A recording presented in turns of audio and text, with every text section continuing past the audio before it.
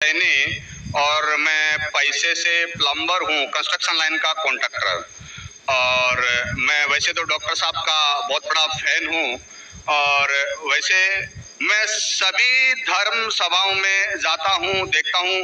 और खास करके इस्लाम की जो धर्म सभा का जो आज मैं ये जो जन सैलाब देख रहा हूँ, इसको देख के तो मुझे विश्वास भी नहीं हो रहा है कि इतना बड़ा जन सैलाब एकता के साथ शांति से जो बैठा है। और इसी को देखते हुए और पिछले 22 तारीख से मैं लगातार यहाँ आ रहा हूँ। ये आज तीसरा दिन है, डॉक्टर साहब की भी तकरीर सुन रहा हूँ।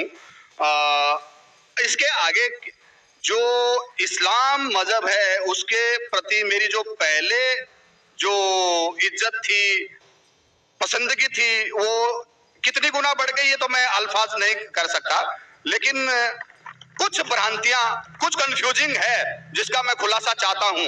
इसके लिए खुलासा चाहता हूं कि इन फ्यूचर हो सकता है, मेरी भी एक दिली तमन्ना है कि मैं भी इस्लाम कबूल कर लूं कुछ पारिवारिक जिम्मेदारियों को पूरा करने के बाद।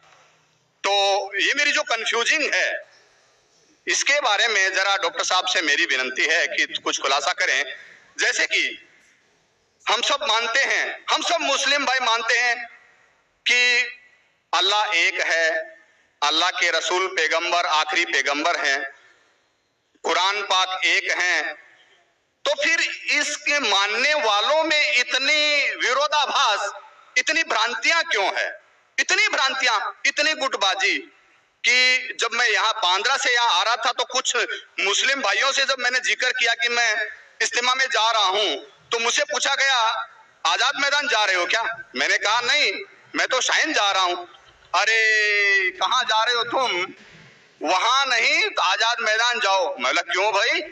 वहां भी अल्लाह को एक मानते हैं, कुरान की कवायद होती है। और मैंने डॉक्टर साहब का जैसे सुना, हदीस की, कुरान की, सुन्नत की जो बातें होती है मेरे को बहुत पसंद है, वही चीजें हैं आम इस्लाम में। फिर तुम क्यों बुराई क्यों कर रहे हो? तो मैंने जब 10 लोगों से पूछा तो 10 में से 10 लोगों ने मुझे मना किया, यानी कि 100% मना किया। और 10 में से एक तो हमारे एक मस्जिद के जनाब जी थे जो नमाज पढ़ाते हैं, उन्होंने भी मुझे मना किया कि तुम्हारा ईमान खराब हो जाएगा।